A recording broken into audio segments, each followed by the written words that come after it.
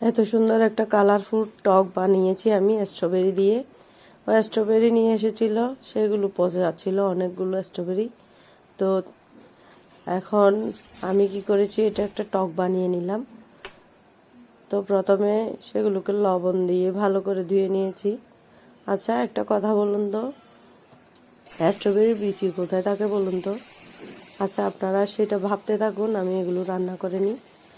তো প্রথমে দিয়েছি সরিষার তেল দিয়ে আপনারা আপনাদের পছন্দ মতো করে কেটে নেবেন।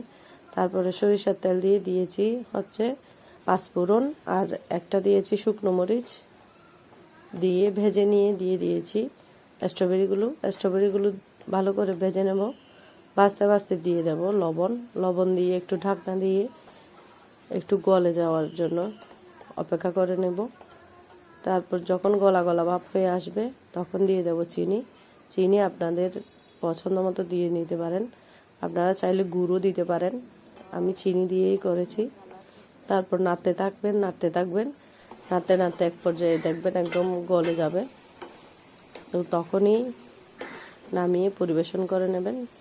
অবশ্যই যদি অ্যালুমিনিয়ামের ডেকচিতে করে থাকেন তাহলে অবশ্যই ডেকচি থেকে নামিয়ে কোনো স্টিলের পাত্র বা কাচের পাত্রে নিয়ে নেবেন, না হলে সেটা তেতো ভাব হয়ে যাবে, কষ উঠে অ্যালুমিনিয়ামের পাত্রে আচার বা টক করলে তাড়াতাড়ি সরিয়ে নিতে হয়। আজকের মতো টাটা।